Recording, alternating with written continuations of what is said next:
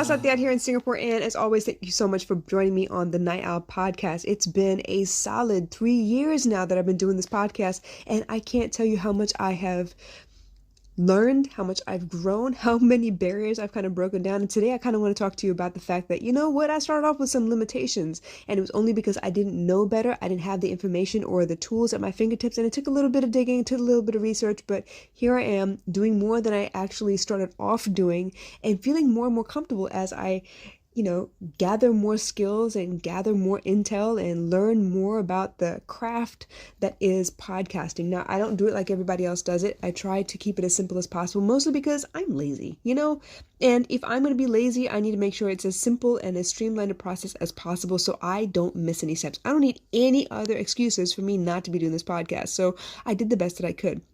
But it's not just with podcasting. A lot of times my limitations were basically from a lack of knowledge, a lack of understanding, a lack of information, or resources even. So let's go back a little bit and reminisce about the various things that I've tried to learn for myself, and I've challenged my limitations every step of the way. There was a quote that I saw today that I wanted to kind of expound on a little bit, so I did my daily dose earlier, but the quote says, know your limits, but never stop trying to exceed them. And that's exactly what my path has been about, actually from childhood, I think. There were so many times that I tried to be the fastest kid in class, or the most agile, or maybe the most artistic, and maybe at the time I didn't know the kinds of strategies or techniques that I could have done to make my art as beautiful as possible or as clean cut. I didn't know that much about, straight lines or perspective and things like that. And it was a matter of me digging and doing the research and following my curiosity that led me to techniques that actually made my artwork stand out a little bit better. Now, I don't focus on art as much, but I have in years past learned how to crochet on my own, learned how to knit on my own, created Afghans and throw blankets. I've created scarves and woolen hats. I've done all kinds of stuff. I have even dabbled a little bit with sewing, and no, I'm not the greatest, but I was able to kind of piece together a pattern and kind of, mind you, without a single stitch in it, actually, I can't even say sew, can I? I put together a kurta for my stepdaughter at the time because she didn't have any Indian clothes and I didn't have access to a store where I could buy them, so I had to make it from scratch. And so I took a tunic pattern, I kind of winged it a little bit, and with a lot of stitch witchery and a little bit of patience, I was able to put something together. But it was because I kept questioning everything. I kept looking for more answers. I kept looking for other ways to do things. So this is where Google and I have become best friends.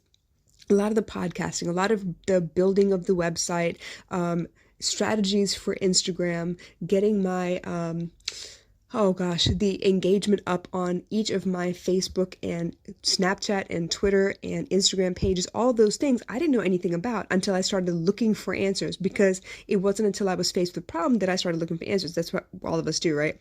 Even when it comes to cooking, I remember when I first started out, everything was box mixes because I didn't know that much about, Western cooking. So once I got tired of box mixes, or I found that, maybe it wasn't as wholesome as possible and I wanted to maybe, add stuff to the food, I moved from boxes to cans, from cans to everything made from scratch. And you know what?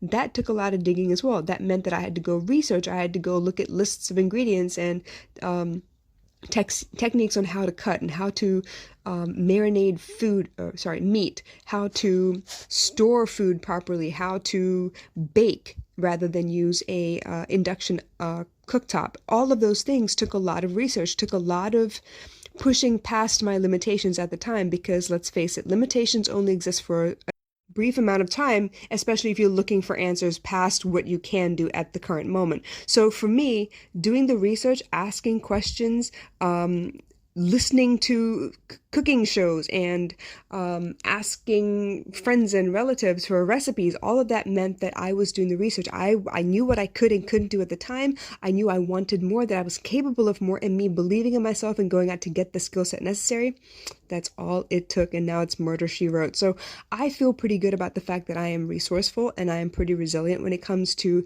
increasing my skill set, learning new ways to produce a podcast, to create videos. God, I was crap at putting together videos, but it was because of these TikTok challenges where there are a lot of stitching together that made me realized it wasn't as complicated as I was making that to be in my head. So sometimes it's a matter of actually getting down to it and getting your hands dirty and doing the work to realize that whatever that next level is, whatever is pushing past your current limitation, isn't quite as complicated or as far-fetched as you may think it is. And all of that actually comes from my own imagination, because right now I can't do it. So I figure, oh my God, you must be a pro to be able to do it. You must have a master's to be able to do this stuff. So I tend to count myself out until I realize, nah, you know what? I'm just going to look for the answer, because guess what else? Not only am I lazy, I'm a little, I don't know, gun shy about asking for help. So I'd rather figure it out myself rather than go ask somebody and then have them look at me like, oh my God, what are you, stupid? So these little trauma qualities actually have helped pushed me forward, because I want to have the answer. I need to be able to do for myself. And as much as I would like to share all the information that I have with all of you, I know not everyone feels that way. So guess what? I love the fact that I'm resilient. I love the fact that I'm persistent. I love the fact that I will find the resources, because I learned at a young age that just because you find yourself in front of a roadblock doesn't mean that you can't find your way through it. What is it that they say? Necessity is the mother of all invention. So guess what? When you need to find a way around it, you will find a way around it. So yes, in this aspect, I know what my limitations are today. And I know for the most part, even though I'm limited today, doesn't mean I can't find the resources or the help or guidance that I may need in the future to be able to push past my limitation today. So that means, let's say today's Monday, Monday's limitation on Tuesday will no longer exist, because now it's Tuesday and I know more than I did on Monday, and perhaps I can get the job done on my own. Or maybe I need to ask help, or I know who to ask help from, or I know which resources to pull up from. It could be from Pinterest, it could be YouTube or a blog post, it could be another podcast, it could be a physical person that's in my family, or a colleague of mine, or a friend of a friend. It could be 6 degrees of separation between my guidance and the limitation that I actually have at the moment. So y'all, in this day and age, all of y'all millennials with an iPhone or an Android in your hands, you have no excuses not to be able to push past your limitations. The point is not to settle. I know you have limitations. Every one of us does. But the moment we decide, well, this is it, I can't do any more than this, and you kind of give up, well, then no one can help you. But if you're determined to push past, if you're determined to be like, you know what, they said I couldn't have it, but I'm gonna find a way. You said you couldn't have 1,000 followers, but I'm gonna find a way.